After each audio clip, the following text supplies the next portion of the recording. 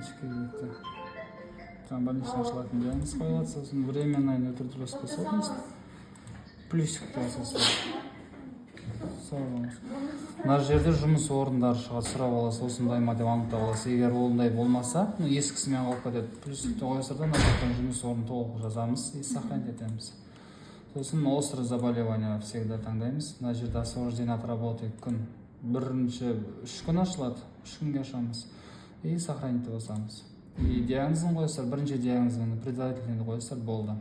Заключительный сосын соңында жабар кезде қойсаңыздар да болады. И сохранить болды. Басқа ештеңенің қажеті жоқ. Оны шығарып береді ма? Жоқ, мысалы бүгін ашылатын болса, қараңыз, больничный деген 3 күн, сосын тағы да 3 күн, сосын 4 күнге ашылады. Болды.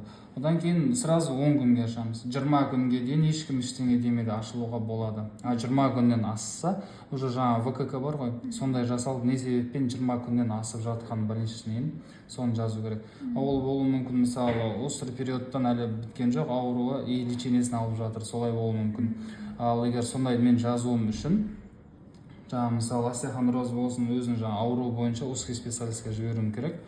И айту керек болған, осындай 20 күннен асып жатыр деп, ол кісі өзінің несін беру керек. Запись қалдыру керек, что больничный соза беріңіз. Немесе ол кісінің өзі алуы мүмкін, жоқ, мен өзім созып отырамын дейді. Болды. Егер ол өзі созып отыратын болса, мен сразу же одан құтыламын. Құтыламын болғанда енді ол кісіге уже болды, жаңа узкий специалист қарайды, сол кісіге өзіне барып отырады, уже қалағанша ашылады. Ал егер жаңа инвалидностьқа кететіндер бар, олардікі больничный 120 күннен аспау керек. Непрерывно, мысалы, 3-не жабылса, 4-не сразу ашылу керек. Даже арасында бір күн қалып 5-не ашылатын болса, бір күн арада қалатын болса, ол уже есептелмейді. 120 күн непрерывный болу керек. 120 күн болу, сразу 120 күнге ашылуға бола ма? Жоқ. 3 күннен созып отырасыз. 3 күн, 4 күн дедім ғой. Жоқ, қараңыз, бірінші 3 күнге ашылады, сосын дағы 3 күнге ашылады, сосын 4 күнге ашылады, 10 күн болды, сосын 10 күн. Одан кейінгісі уже 10 күн сайын ашылып отырады. Сөйтіп 120 күн. 100 күн уже больничный болған кезінде не қыласыздар? Инвалидность туралайсыздар.